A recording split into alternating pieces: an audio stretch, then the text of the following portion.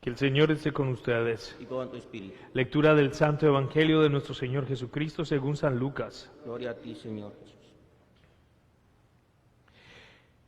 El mismo día de la resurrección, iban dos de los discípulos hacia un pueblo llamado Emaús, situado a unos 11 kilómetros de Jerusalén, y comentaban todo lo que había sucedido.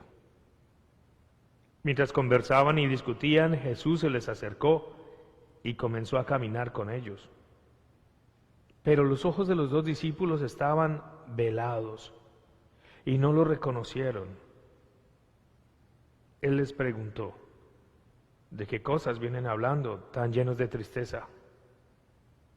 Y uno de ellos, llamado Cleofás, le respondió: ¿eres tú el único forastero que no sabe lo que ha sucedido en estos días en Jerusalén? Él les preguntó: ¿qué cosa? Ellos le respondieron: lo de Jesús el Nazareno, que era un profeta poderoso en obras y palabras, ante Dios y ante todo el pueblo. Como los sumos sacerdotes y nuestros jefes lo entregaron para que lo condenaran a muerte y lo crucificaron. Nosotros esperábamos que Él sería el libertador de Israel. Sin embargo, han pasado ya 3 días desde que estas cosas sucedieron. Es cierto que algunas mujeres de nuestro grupo nos han desconcertado, pues fueron de madrugada al sepulcro, no encontraron el cuerpo y llegaron contando que se les había aparecido unos ángeles que les dijeron que estaba vivo. Algunos de nuestros compañeros fueron al sepulcro y hallaron todo como habían dicho las mujeres, pero a él no lo vieron. Entonces Jesús les dijo: qué insensatos son ustedes y qué duros de corazón para creer todo lo anunciado por los profetas. ¿Acaso no era necesario que el Mesías padeciera todo esto y así entrara en su gloria? Y comenzando por Moisés y siguiendo por todos los profetas, les explicó todos los pasajes de la Escritura que se referían a él. Ya cerca del pueblo a donde se dirigían, él hizo como que iba más lejos, pero ellos le insistieron, diciendo: quédate con nosotros, porque ya es tarde y pronto va a oscurecer. Y entró para quedarse con ellos. Cuando estaban a la mesa, tomó un pan, pronunció la bendición, lo partió y se lo dio. Entonces se les abrieron los ojos y lo reconocieron. Pero él se les desapareció. Y ellos se decían el uno al otro: con razón nuestro corazón ardía mientras nos hablaba por el camino y nos explicaba las Escrituras. Se levantaron inmediatamente, regresaron a Jerusalén, donde se encontraban reunidos a los 11 con sus compañeros, los cuales les dijeron: de verdad ha resucitado el Señor y se le apareció a Simón. Entonces ellos contaron lo que les había pasado por el camino y cómo lo habían reconocido al partir el pan. Palabra del Señor. Gloria a ti, Señor Jesús.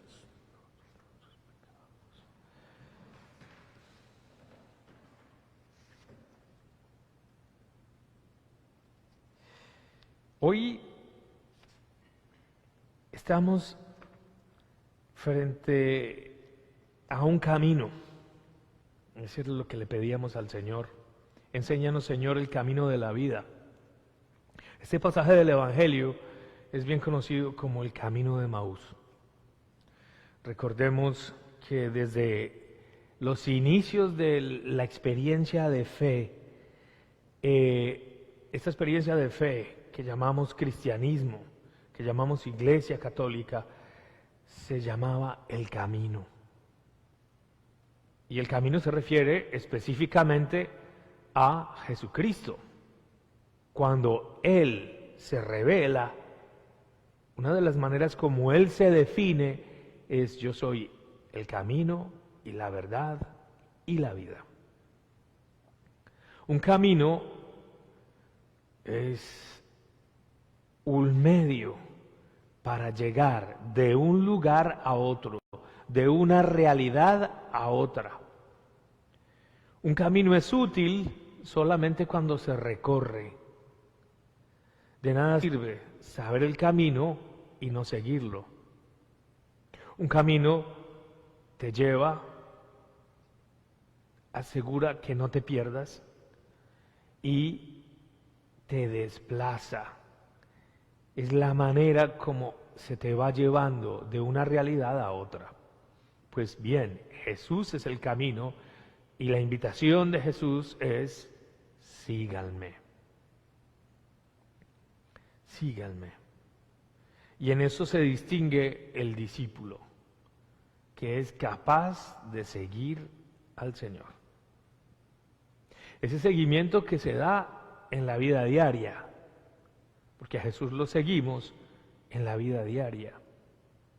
Y necesitamos constantemente estar redireccionando nuestra presencia en ese camino, a través de los sacramentos, la confesión, la comunión, la vida comunitaria. A veces parecemos GPS mal programados que nos pierden del camino. Pero para eso está la iglesia, la comunidad, los hermanos, la vida de la fe, la palabra, los sacramentos, para redireccionarnos una y otra vez a ese camino. En el camino nos podemos detener, nos podemos perder, nos podemos caer, pero si no lo abandonamos, sabemos que llegaremos a buen término. Hoy vemos a estos dos discípulos de Jesús haciendo un camino de regreso a casa, casa que habían dejado para seguir un plan, un norte, un proyecto distinto en sus vidas. Así como todos los apóstoles, estos discípulos habían dejado su casa, su vida cotidiana para seguir a Jesús comprometidamente. Pero ahorita volvían con el corazón frustrado, sintiéndose fracasados, desilusionados, sin haber cumplido el anhelo que tenían en su corazón. Y vienen proclamando a un Jesucristo fracasado, a un Jesucristo en el cual tenían ellos muchas expectativas, pero que no alcanzaron a dimensionar en su verdadera identidad.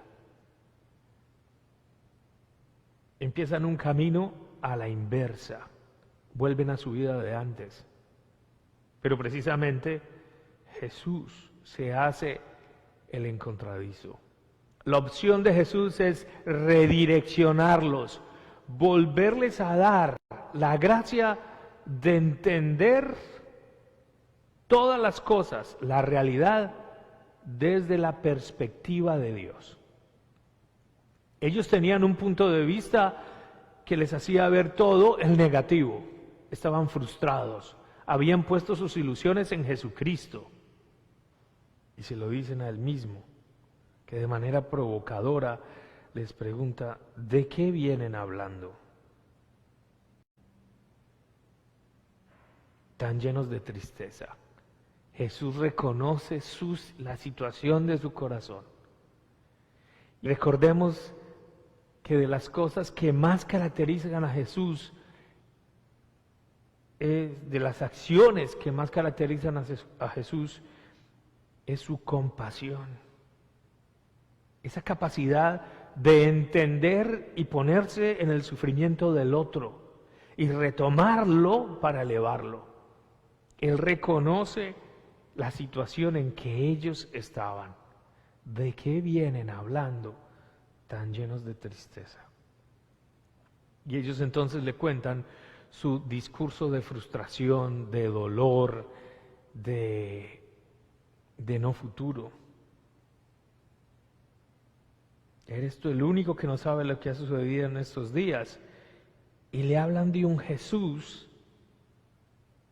que no es el verdadero. Ellos tenían un conocimiento de Jesús limitado, porque le dicen, era un profeta, no dicen, era el Mesías, era el Hijo de Dios. Todavía no habían encontrado esa dimensión en Jesucristo. Para ellos, Jesús tenía un nivel muy pequeño en comparación a lo que Él era. Era un profeta poderoso en obras y palabras ante Dios y ante el pueblo. Era un profeta, ya no es. Entonces, veían la crucifixión como el gran fracaso, como el gran escándalo, y se sentían profundamente frustrados. Y esta es una cosa que yo les digo constantemente en mis predicaciones. La frustración no es una palabra en el diccionario de Dios.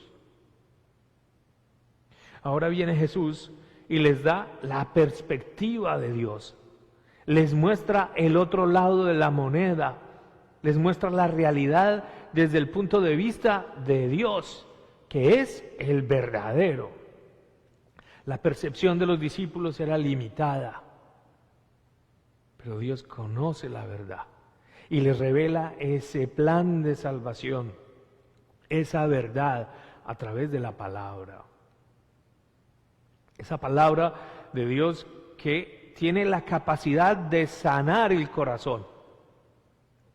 A medida que Jesús les va hablando de los profetas, de todo lo que dice la palabra de Dios, de los salmos, de todo este recorrido, esa palabra va sanando sus corazones y al final vienen llenos de alegría. Y se lo dicen entre ellos al final, cómo ardía nuestro corazón. Y cuando el corazón nos arde, cuando estamos profundamente felices, el corazón nos arde cuando estamos llenos de amor, cuando nos sentimos plenos, el corazón nos arde cuando sabemos que todo en la vida encaja, que no estamos solos ni abandonados, cuando se cumplen nuestros sueños. La palabra de Dios tiene el poder de transformar nuestros corazones heridos y devolvernos la felicidad. ¿Y cuál es el contenido de la palabra de Dios? Dios. Entonces Jesús se les revela como aquel que sí estaban esperando y les muestra su realidad. Y ellos cambian su discurso de tristeza porque empiezan a ver las cosas desde la perspectiva de Dios.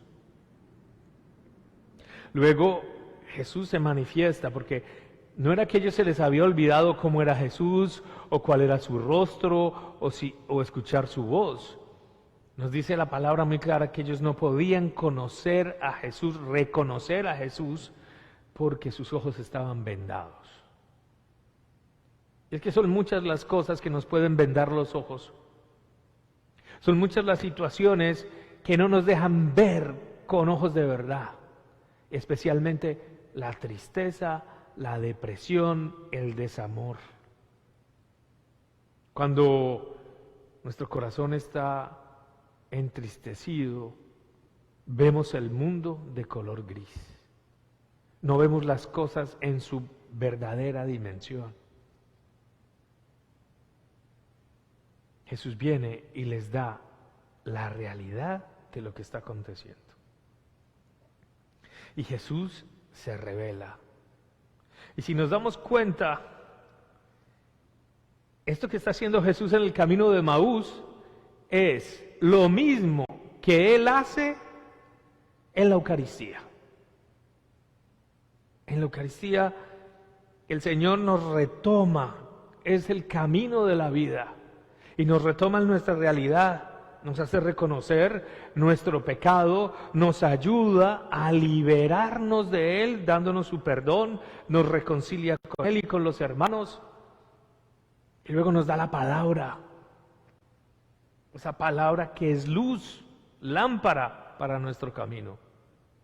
Y luego de la palabra nos da su cuerpo y su sangre. Repite el mismo camino de Emaús, cada domingo, en cada Eucaristía.